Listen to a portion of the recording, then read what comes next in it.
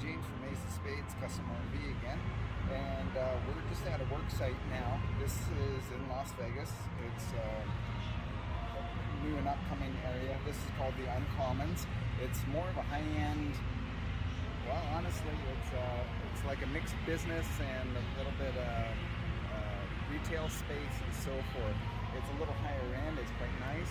We have been commissioned to build a custom bar trailer for a wonderful lady named Diane Mina.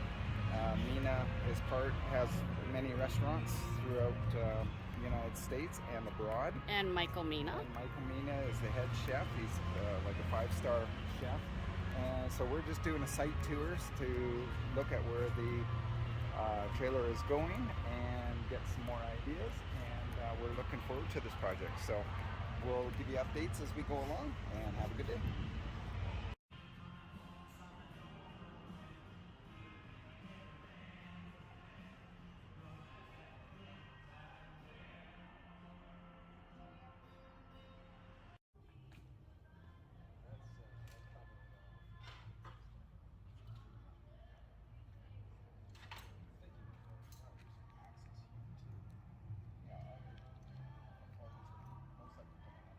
Yeah, so I mean, this is where I thought we could get a window over here somewhere. I thought this was last week. So I don't know. Unless can you put the window on the back of the trailer? Hi, James from Ace of Spades Custom RV.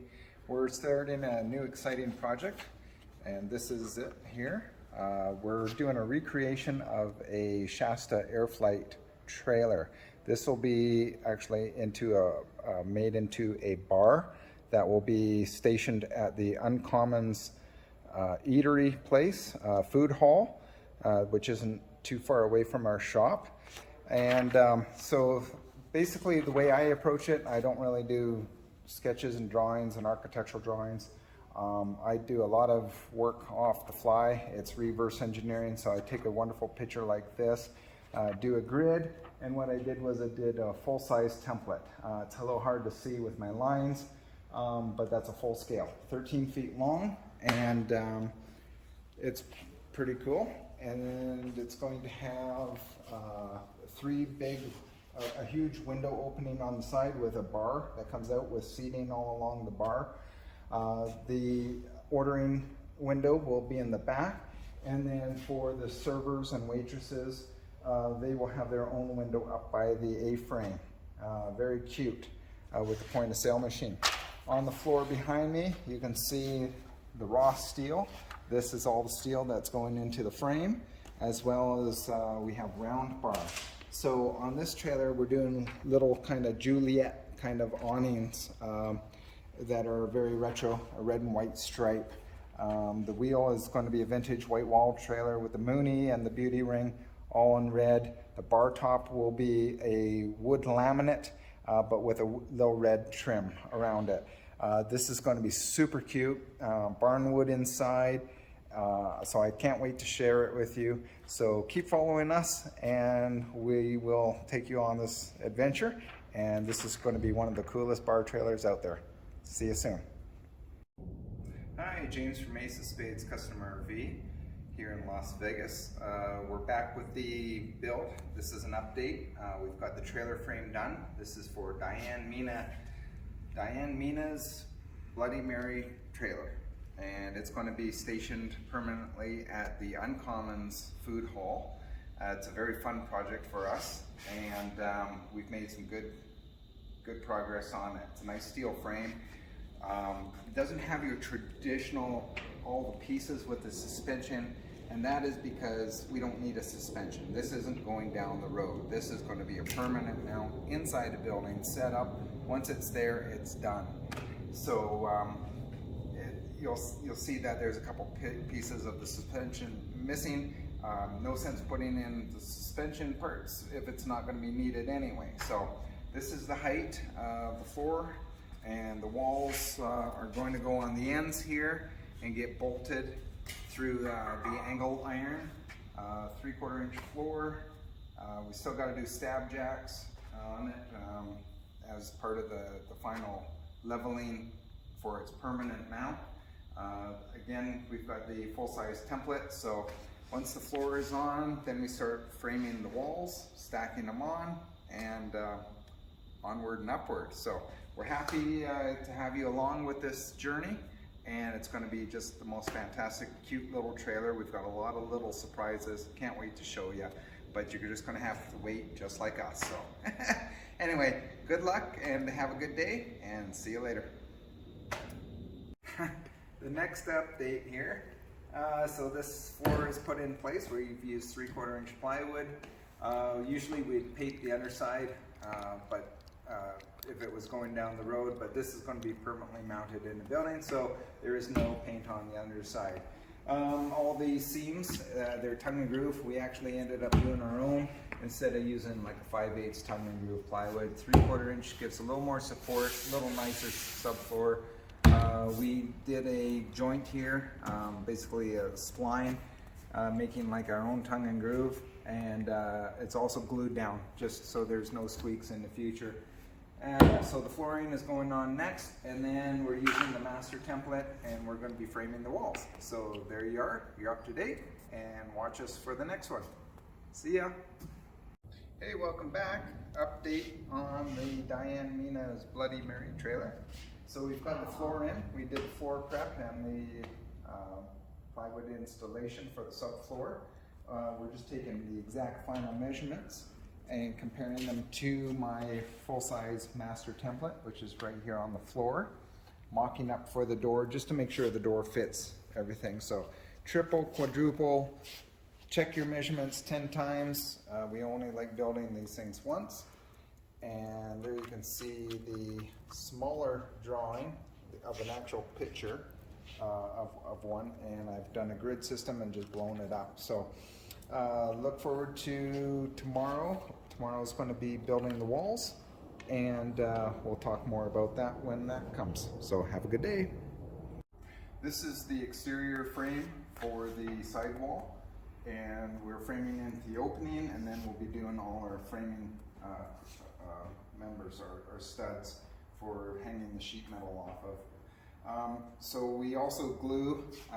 Typically you don't have to. We use framing staples, which are inch wide and 1/2 inch deep. We also have inch by inch, and it's stapled from both sides, and that in itself is incredibly thick, but we just add a little extra construction adhesive and to make it just that much better quality and stronger. So now it's just a matter of filling in the middle. We have our exact pattern. We will be putting this pattern on after we frame everything to hold it in place, drawing our curves and then cutting our curves. So it will look exactly like a Shasta trailer. So onward and upward, and here we go. Bye.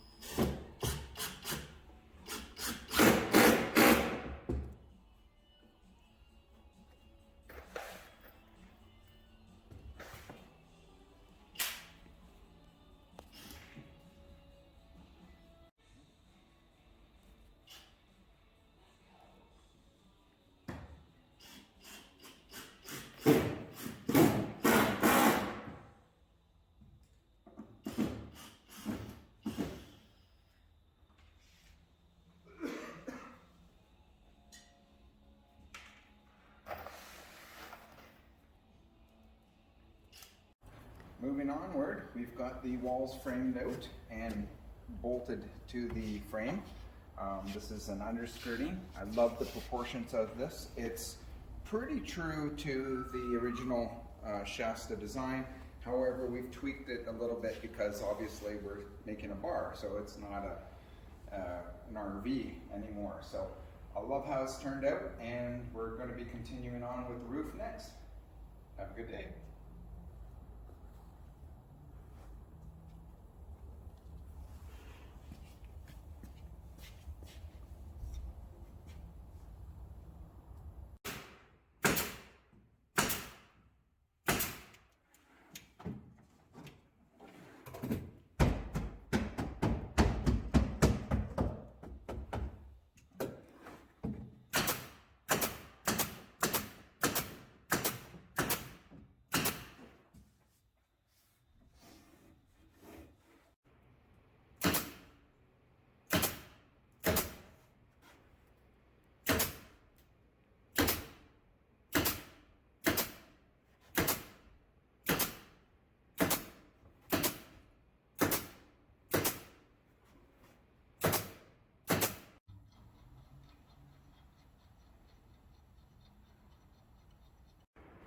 All right, so what we're doing here today is we're going to be putting on the roof metal of this little vintage recreation of a bar trailer combo.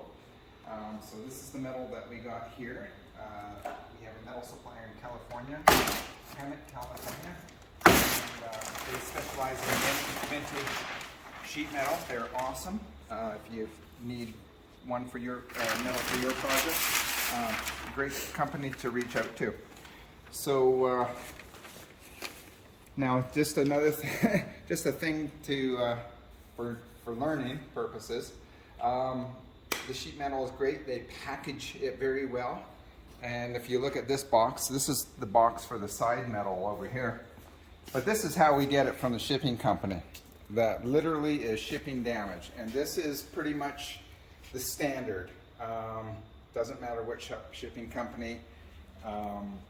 You know, it's just horrible. It just drives me absolutely mental, completely mental, how the shipping company, once you release it, you know, and if you look at all that damage, you know, to think that it actually didn't get damaged, and that's kudos to Hammett. They packaged it very well. But anyway, this is just part of the industry. It's sad. So shipping companies, I hope you step up your game, because that in my eyes is BS. But anyway, so that's my rant for today. One of probably many. But anyway, here we go. So we're unpacking it. This is wrapped very, very well. I couldn't ask for anything better. And that's normal. So now, we're not 100% sure here of how this is laid out, but we're learning as we unpack, and then we'll figure it out.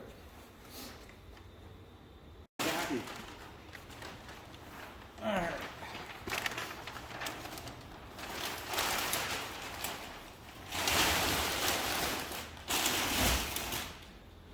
So this is the main roof body, and it comes down just over the front curves. We went with smooth because it's a little cheaper than the profile. This, I believe, it was a 4-inch pattern. I forget what the pattern's called, but it's a vintage pattern. You can get it in a 3-inch or 4-inch. This looks better for the scale of the trailer. So it's made up of individual pieces, and it's all seamed together. It's a double seam, double rolled seam, and the quality is just outstanding. I'm super happy.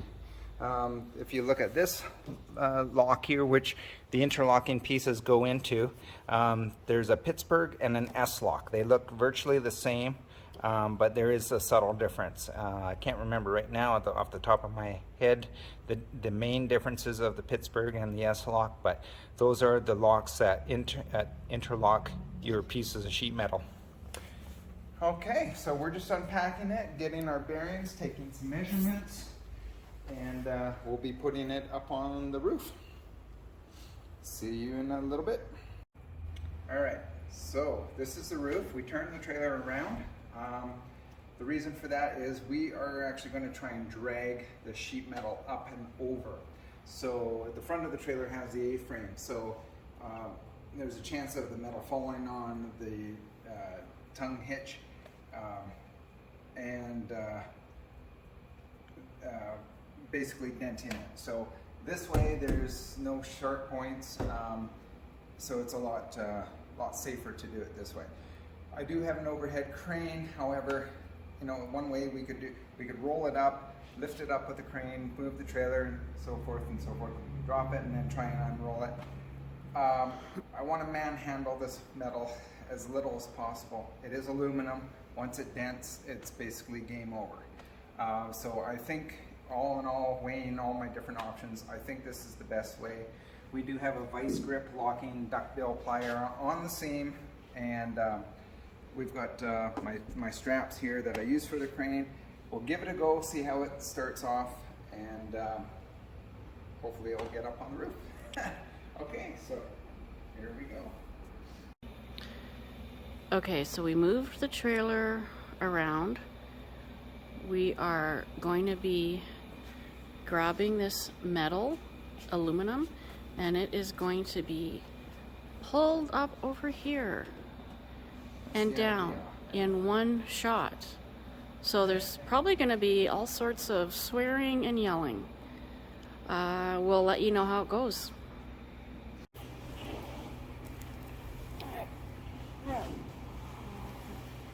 Okay, so you want me to come up here and stabilize it? I want you to pull. When you're going to stabilize? I want to see what this is doing. Okay. Ready? Yeah. Slow. Okay, hold on. Get my dog. Watch.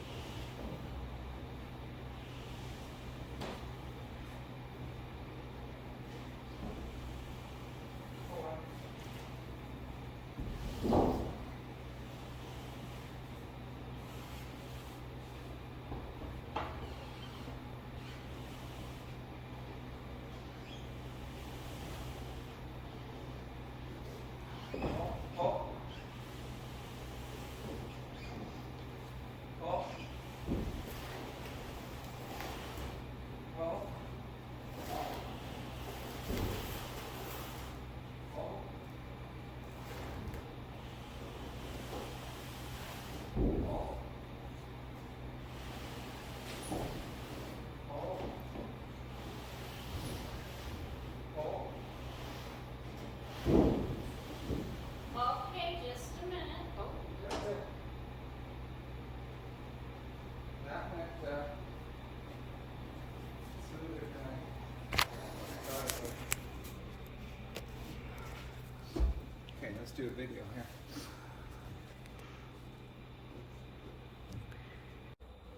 All right, so for those of you in the know that know how a stick and frame, this is called stick and frame construction. This is the way typically trailers are built. Now you would normally see the studs in the walls, and that's what you actually attach the sheet metal to via metal staples.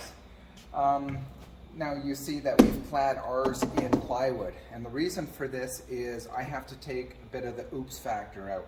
This particular trailer is going to be in a permanent mount. It's not going down the road.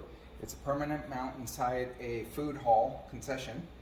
It's a concession trailer, and the reason I did this extra plywood on the front and back and then on this side as well is because there will be a bar top here and there will be people seated here.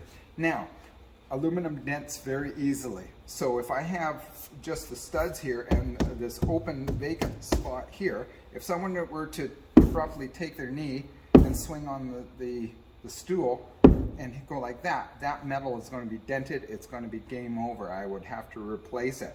So this is giving me just a little extra insurance to support the sheet metal, and that's why we're doing it this way. On the roof we used foam core, 1/4-inch foam core, and then plywood down the front and the rear. And that way too is the general public, when they come into the trailer, you know, they do silly things and they're going to walk up and, you know, bang on it, and I just don't want that sheet metal to dent. So on the back side, this will be parked up. There will be a wall approximately right here, the back wall of the building, and that will be the front facing the general public. I ended up using the foam core just to balance out the sides. It's inexpensive and it gives a little bit of extra oomph for the sheet metal too. No one should be walking back and forth here, but you know, things can happen. So it's just extra insurance. It's a small added cost. There is no insulation in the walls because again, this isn't actually going outside. It's indoors. You'll see the moldings that when we put those on, they're not your traditional moldings. We're changing it up a bit just because we have the free reign to do so. I'm not doing a faithful reproduction of a Shasta trailer. It's a recreation, and we have the liberty to change things as we feel needed. We are doing a PVC barn wood. I wanted to use real barn wood on this wall, as well as the serving window wall. The only thing is the food safety board will not approve a real barn wood. So what we've come up with is using a PVC flooring luxury vinyl tile, and we will be gluing that to the wall. So we're going to be doing that, and we'll show you how we do that in an upcoming video. So anyway, things are good. So we've got the metal up on the roof, and we're going to continue. We're going to fasten it in place and start working our way down. So the seam here will be coming approximately here. Then the next sheet of metal, which will be here, will come up into here. And then we have a 4-foot panel that comes from the bottom, and it has a lip that gets tucked in, so just like this. So it's shaped like this at the bottom, and that tucks around the bottom, and then it's stapled from the bottom. And then it will come up here. We can trim this to wherever we want, and then this will be a little panel, a little filler panel, and it all gets tucked. So really, the whole roof is just this one big piece, which is actually a whole bunch of pieces seamed together. This piece and this piece, and then the same as on the front. So anyway, we're going to continue on and get installing here. All right, talk to you soon. All right, so we've got the roof up here, and we're going to start securing it. Even though this is 4 individual panels, Hemet Metal was kind enough to put the double seam lock in here, connect everything, so technically this is now a one-piece roof. What I'm going to do is I'm going to start in the center and staple it. I've got it lined up to the edge. The other side's a little wobbly, but I've got like 4 or 5 inches that I can cut off, so all the wobbly will be gone. So I'm going to staple it, and then a molding will be sitting over here. And I want to explain to you what we use to actually attach the sheet metal. So this is my metal stapler, okay, and it's pretty much all I use it for. And everything is air. You cannot use screws, you cannot use nails to attach the sheet metal. I mean, you could if you wanted, but it's just not the way it's done. So the industry standard is this kind of a staple. The staple has a 3/8 wide crown. You can use a 7/16 crown, and then your length is approximately 5/8, 9/16 to 5/8. This isn't quite 3/4. I think this is a 5/8. So this is what we use, and these have a little bit of an epoxy coating. They sink into the wood, hold really well, and I have never had issues in 23 years that I've been doing this. Haven't had any of my staples pull out. So we're doing good, and we're going to be fastening this now, and you'll hear some noise, and we'll continue on. So again, I like to just start in approximately the center. Again, these staples are going to be covered up by a molding, an aluminum molding.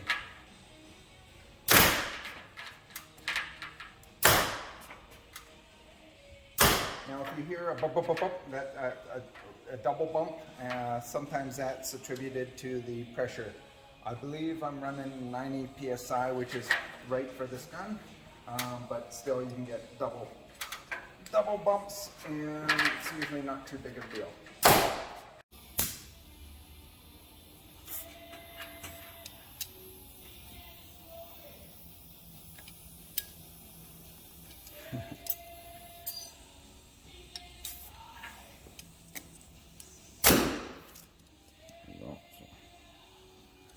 Let's try this.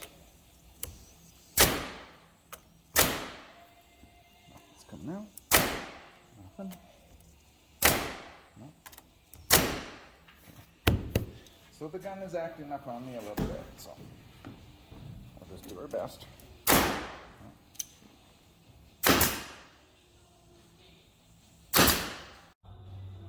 All right, so we've been securing it with the staples working in the center and outward.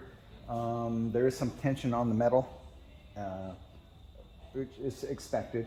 And then we've gotten down here. I still have a couple feet of stapling to go around the curves. And then I also just like to take a reference mark. So I measure here down to this point. My framing is pretty accurate. I will say that. And then, so I've got here 17 3/4 of an inch to bottom of this plywood, and then on this side we're at 17 1/2. So it's not 100%, and that's to be expected.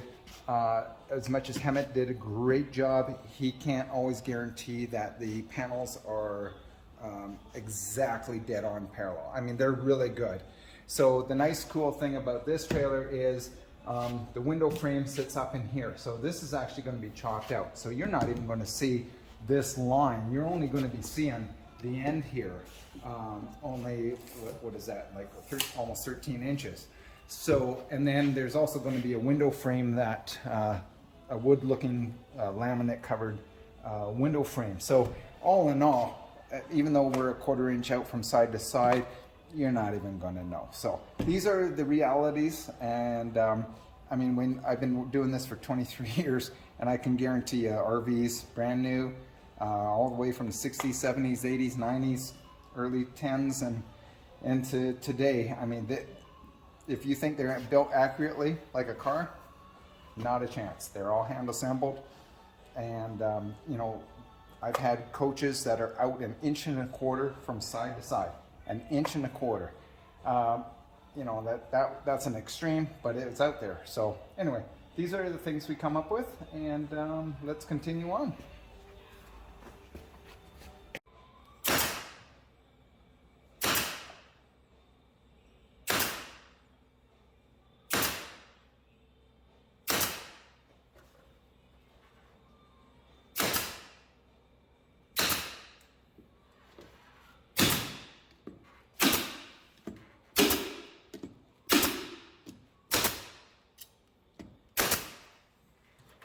So this is where you put the staples on a seam. Then the next panel comes up and you don't even see any of those seams. So that's pretty cool. So a lot of questions that come up. One is, how is the siding put on? With RVs, it's actually done you start at the top. When you're doing a house, you start at the bottom. So the way ours work is your top panel goes on first, and then every panel after that tucks up, and then it's stapled on the bottom. It's opposite to doing a house siding. So that's a fun fact. And another fun fact is when we were stapling and they were too deep, as soon as the camera went off, everything started going just perfect. So now here's another deal. So I did turn down the air pressure at the regulator on my compressor, and it was still a little dodgy. So what I did was I put in this inline flex neck, and it has a air shut off, so I could actually just dial in the perfect pressure right here, and that works really well. So I do have the odd stapler that can be a little finicky. Most of them are really good. This one's acting up a little bit. I've had this for God, as long as I've been a technician, so 23 years. So she's hung in there really good. I've never replaced the pistons and the seals and so forth. You know, if you take care of your stuff, it lasts a long time. So that's what we do. If you're wondering what kind of plywood we use, this is 1/4 inch Luan. In the RV industry, we use 1/8 inch and 1/4 inch Luan. That's the industry standard. It's kind of like a cousin of mahogany as far as the quality of the wood. It's really good. It's not waterproof or anything like that. It's Luan. Now, you'll see that there's panels that are bent. Okay, this is actually a bendable plywood. It comes in different names. Some people call it wiggle wood or just bending plywood. It comes in 2 thicknesses, 1/4 inch, which is actually 3/16, and there's also 1/2 inch, or pardon me, 3/8, and the 3/8 is usually pretty much close to being 3/8 thickness.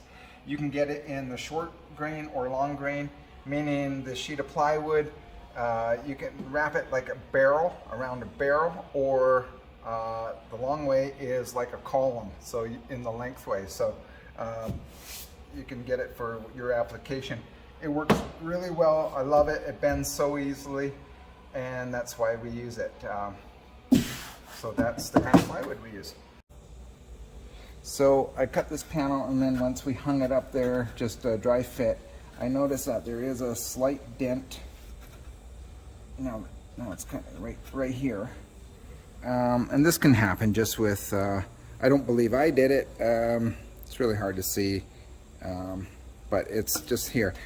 Not much of a dent there, dear. No. Anyway, what I'm going to do here is I'm just pushing up on the back with my finger and just kind of using my other hand as a dolly and just kind of smooth it out. I don't know if you can see that or not, but I'm just kind of pushing it out. We are going to put it on the side of the back. I don't have enough material that I can scrap this piece. I didn't notice that slight dent while I was cutting the panel until I hung it up there, and the light kept, just caught it right. So actually, just by smoothing it out here, massaging it from under the side, you know what, that's pretty dang good. That's pretty dang good. So I think we're going to call that a winner. And actually, we're going to put it on this side anyway. Again, that wall of the building is here. Everyone will see that side more so than this side. So we're going to just tuck it over here, and that way we don't have to worry about it. Now, these panels are exact in length here. I don't want you stepping on that chair. Okay, and as I mentioned, we have a 1/4 inch difference between that side and that side, so I do like the seams to be as parallel as possible. We can't do anything about this, and that's okay. It's up there. Your eye won't really see it. Maybe I will, because I'm so finicky, but most people won't see it. So what I'm going to do is I'm going to chop off that 1/4 inch right here, and then tuck that panel up, and then the line, this seam here will be exactly level with the window frame again. So sometimes you do have to make these corrections. The sheet metal is not 100% perfect. It's pretty darn good, but it's never spot on. It's not that kind of accuracy in the RV world. So we're just going to go and put this up. Okay, so that's the one. Okay, so we're gonna, now this is how this just simply tucks up right up in there. You push it all the way to the top. Some people say to drop it a couple millimeters or 1/16 of an inch for expansion contraction. I've never had to really worry about that. Aluminum does expand and contract. But it's stapled in place and holds pretty good. So I'm looking here at the windowsill and where the top of the lock is. That's where I'm lining stuff up to. Thank you. There's the staple gun. Got it. Okay, again, I'm just lining this up here, making sure it's straight and true. Okay, I like that. So what I'm going to do is, you're going to not see this because it's behind the window frame anyway. And then I'm going to secure it on this side to even it out. Make sure that that's okay.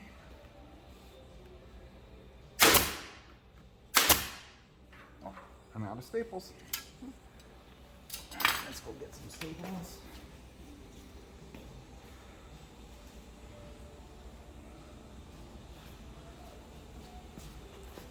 And I have to put my doohickey back. Okay.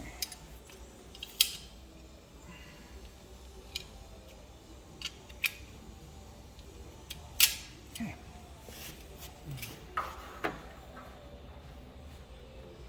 There we go. Good. Now, again, this is the bottom lock here. This is where we staple. Boom, boom, boom. Boom, boom. Boom, boom. Good deal. This is beautiful. I know the trailer has this sharp edge here. I actually am not a huge fan of that. So it's the fact that the quilted part here fits over that and rounds out. I like that. I really like that. We can push this a little bit and get a little bit of definition in there without creasing, but I do love that. Okay, other side panel.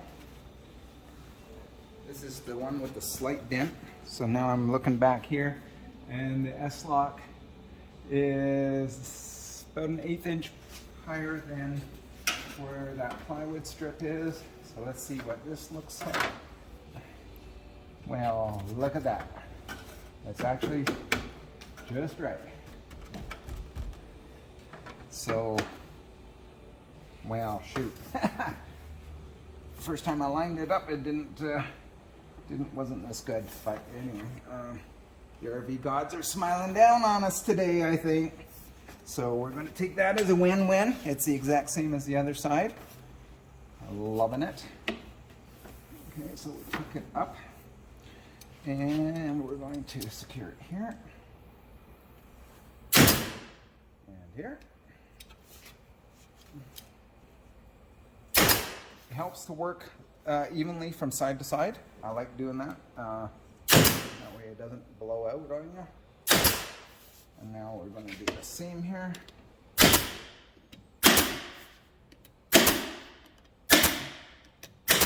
Good.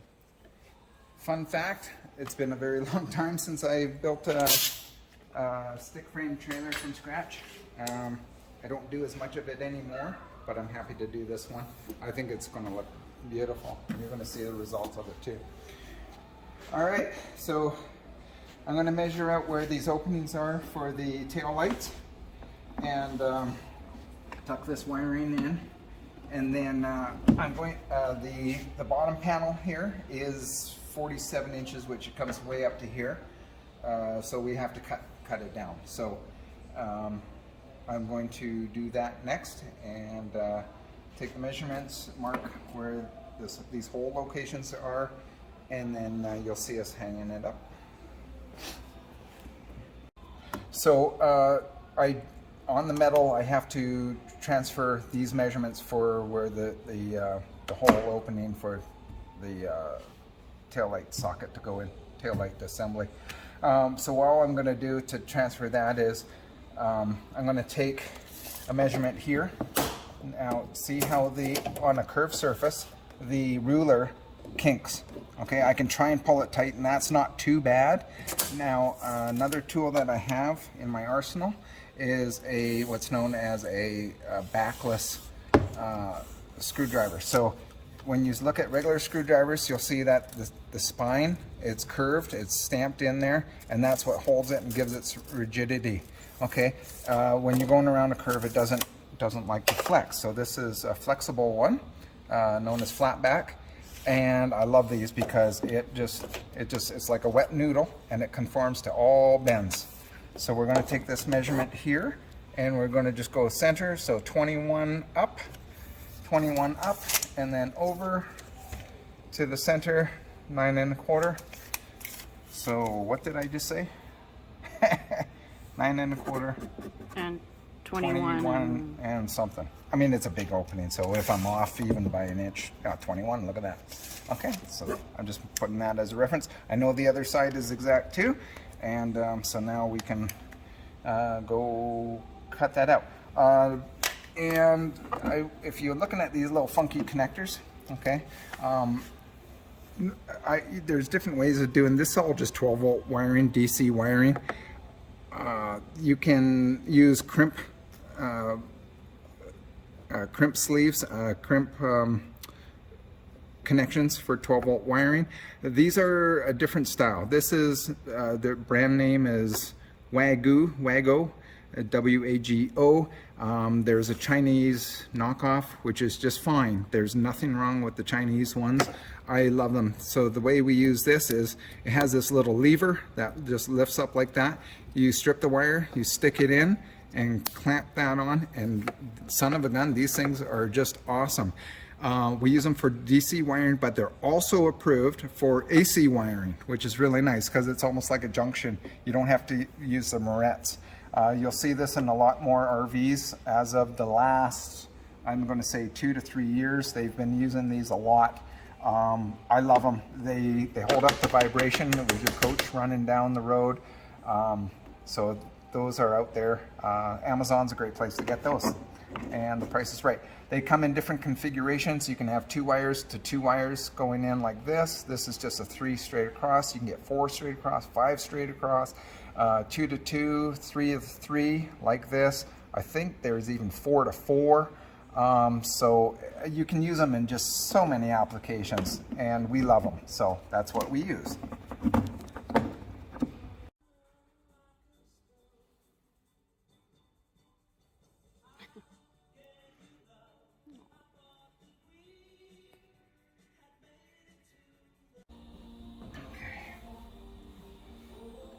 What I'm doing is just doing a relief cut because the actual wall comes a little bit lower. So the bottom of the trailer is here, and then the wall juts down a bit. So I'm going to be trimming it up with a little piece of metal and make it look beautiful. All right, so now again, I'm going to work in the center out. So okay.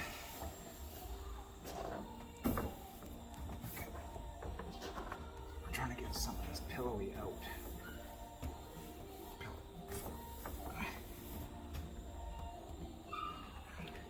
Can you get me a orange clamp, big one?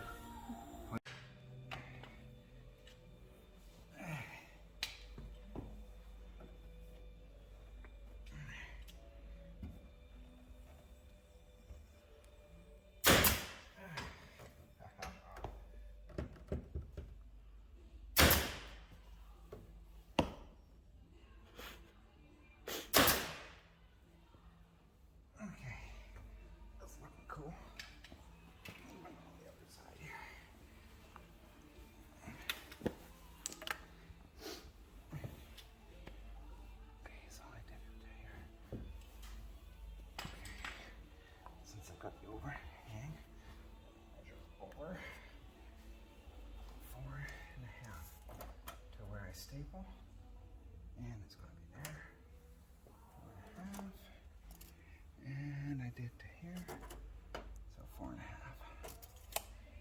This will be cut off from here, just in case you're wondering what the heck is he doing.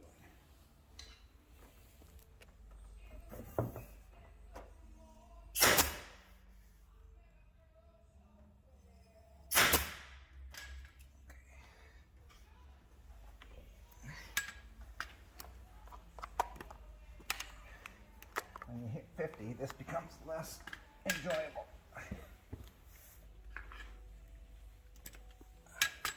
All right.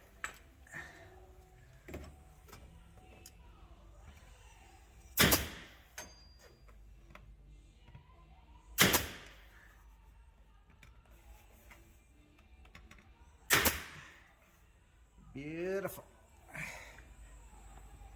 All right. Cool.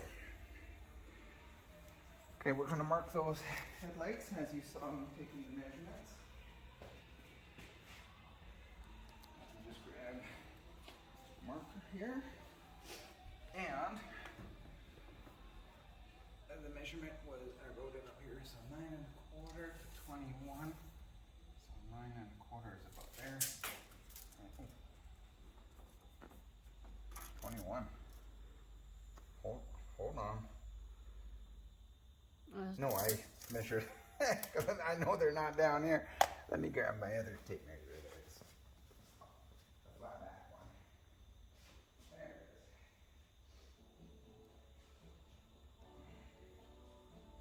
Ah, good fun.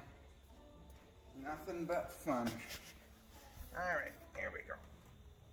So 21 is here. You got the screwdriver there, dear? What's that? You got the screwdriver? Oh no, it's a tape measure. 9.25. Did I say You said screwdriver? screwdriver. Oh, too many tools. So 21, let's double check that. 21, yeah. And 9.25, yeah. Okay. Triple check that because I'm old.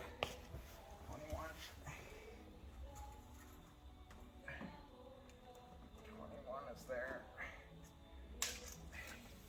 And then I know that this is, oh, let's do this one more time here. So this is 4 inches exactly. So tape measure is going to start there. So 9 1/4 is over here. 21. And 9 1/4. That's just the center. We got lots of wiggle room. Okay.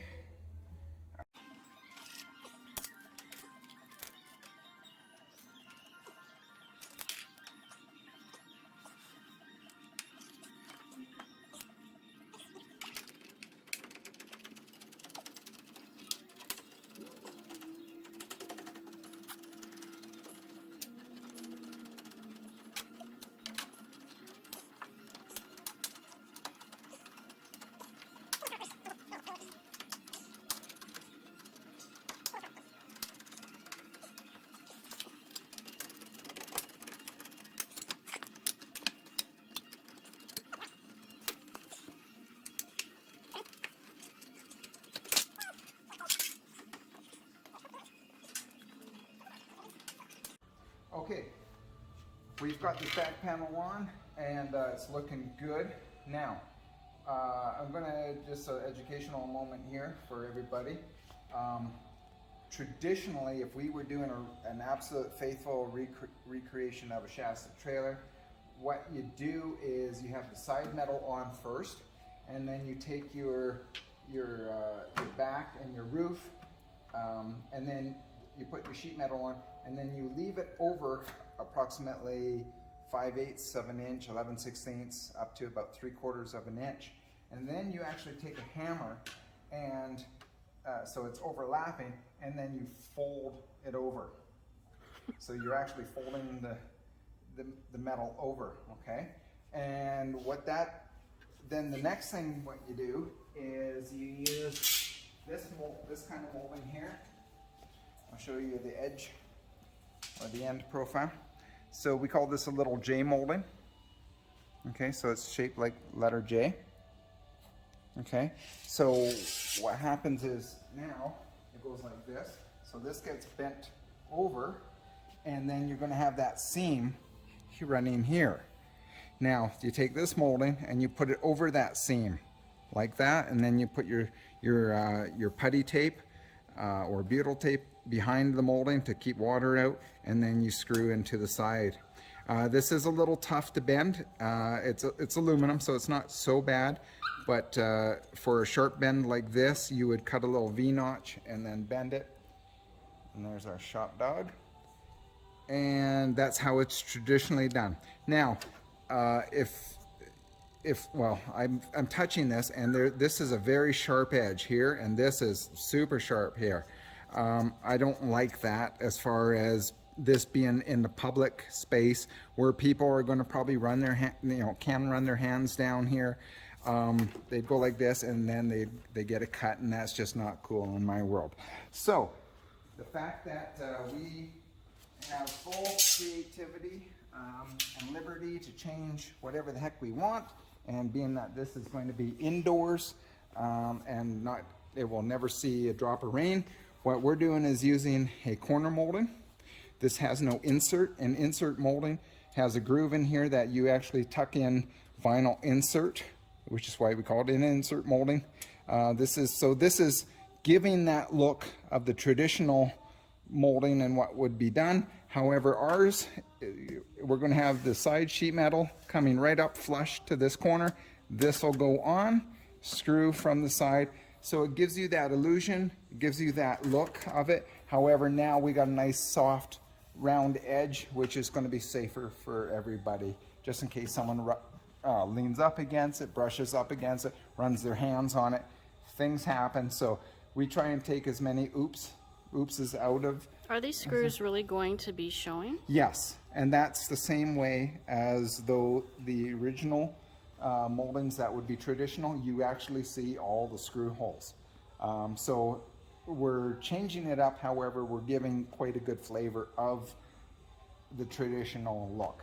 I don't like the look. You're going to see that the side of the trailer with the big window the most. So I don't really want to see like dot, dot, dot, dot with all the screws like you'd see on a traditional trailer. So this way it's at the back and the front of the trailer, and you're not going to notice it as much. So it'll look prettier. It'll look a little cleaner.